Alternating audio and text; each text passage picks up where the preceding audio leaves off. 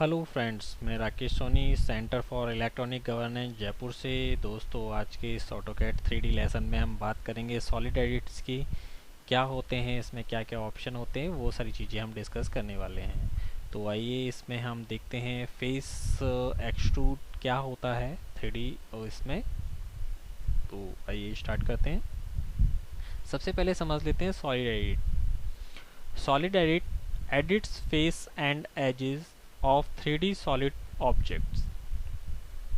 You can extrude, move, rotate, offset, taper, copy, delete and assign color and materials to faces.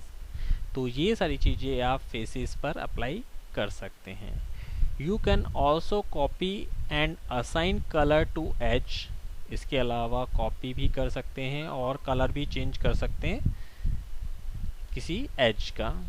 You can imprint, separate, shell, clean and check the validity of the entire 3D solid object. तो ये सारी चीज़ें आप इसमें करने में available होंगी, ये सारी चीज़ें आपको, तो ये सभी चीज़ें आप कर सकते हैं। You cannot use solid edit with mesh object. However, if you selected a close mesh object, you will be prompted to convert it a 3D solid. The following prompts are displayed. तो कुछ इस तरह के prompts आपके सामने आएंगे जिनको आपको यूज़ करना है। सबसे पहले है face. Edit selected 3D solid face by extruding, moving, rotating, offsetting, tapering, deleting, कॉपिंग और चेंजिंग देयर कलर। तो ये सारे फेस पे आप अप्लाई कर पाएंगे। सबसे पहले फेस एक्सट्रूड। अब इसमें क्या होगा, extend a 3D solid face in the X, Y और Z direction. You can change the shape of the object by moving its face. तो यहाँ पे आप देख रहे हैं ये एक ऑब्जेक्ट है आपके पास, यहाँ पे इसका फेस सेलेक्ट करते हैं एंड एक्सट्रूड फेस से इसकी हाइट जो है, इसकी जो विड्थ या हाइट जो भी बोलेंगे आप, जो भी डायरेक्शन आप ले रहे हैं उसके अकॉर्डिंग ये इंक्रीज एंड डिक्रीज जैसा भी आप चाहें वो कर सकते हैं। आगे देखते हैं select faces, specify which faces to modify. आगे है remove, removes previously selected face from the selection set. तो जो भी पहले वाला सिलेक्शन सेट है उसमें से किसी चीज़ को रिमूव करना चाहते हैं, फेस को रिमूव करना चाहते हैं तो रिमूव कर सकते हैं। Remove faces, remove the selected face from the solid object. तो सॉलिड ऑब्जेक्ट में से किसी फेस को रिमूव कर सकते हैं। उसके बाद है undo, cancel the selection of the faces you added most recently to the selection set and redisplays the prompts. तो यहाँ पे आप देख पा रहे हैं वो सारी चीज़ें। आगे चलते हैं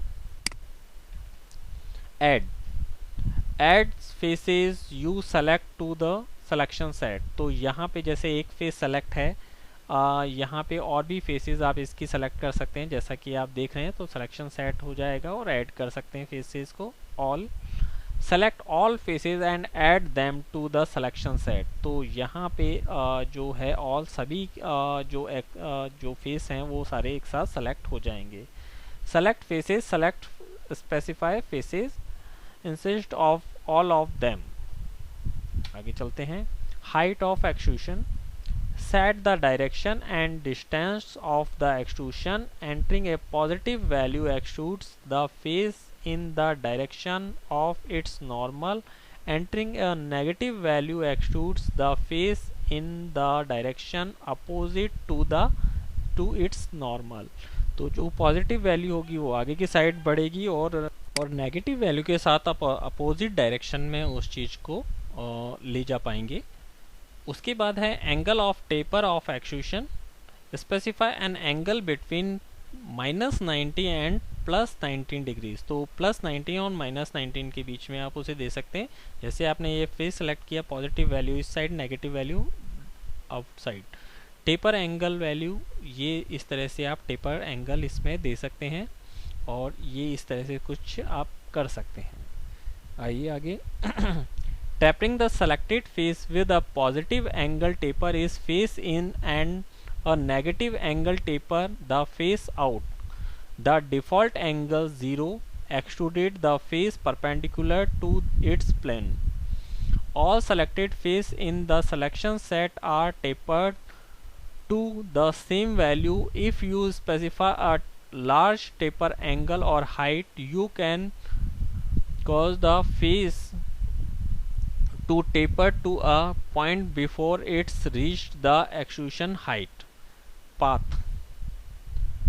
Set a path for the extrusion path based on the specified line or curve.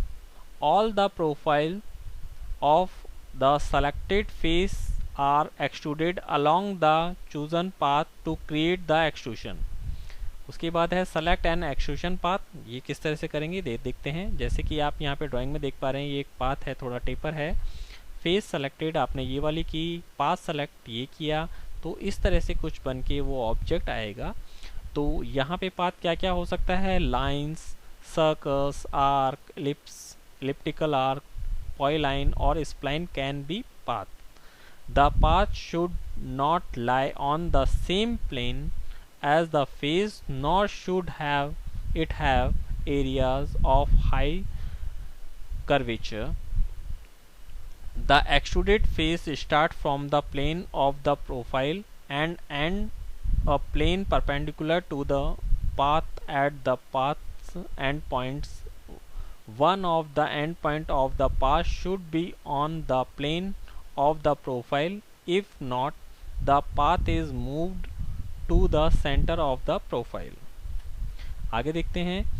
If the path is a spline, the path should be perpendicular to the plane of the profile and at one of the endpoint of the path.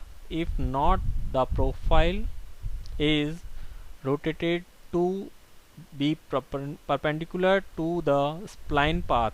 If one of the endpoint of the spline is on the plane of the face is rotated about point. Otherwise, the spline path is moved to the center of the profile and the profiles are rotated about its center. If the path contains segments that are not tangent to the object, is extruded along each segment and then the joint along the plane is metered, bisecting the angle formed by the segment. If the path is closed, the profile lines on the meter plane. This allows the start and end selections of the solid to match up. If the profile is not on the meter plane, the path is rotated until it is on the meter plane. तो दोस्तों इस lesson में इतना ही. तो आप इसकी ज़्यादा से ज़्यादा प्रैक्टिस कीजिए. वैसे मूव फेस के लिए आप ज़्यादा बेटर है कि आप प्रेस पुल कमांड का यूज़ लें, क्योंकि ये थोड़ा मुश्किल है. जब हमारे पास प्रेस पुल कमांड ऑटोकैड में नहीं हुआ करता था, तब हम इस मूव फेस को यूज़ किया करते थे.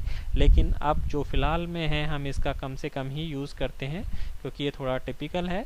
इससे बेटर है कि आप प्रेस पुल कमांड को यूज़ करें, उसमें ज़्यादा बेनिफिट रहेगा और आपके लिए थोड़ा ईजी भी रहेगा. दोस्तों आज के इस लेसन में इतना ही. Thank you.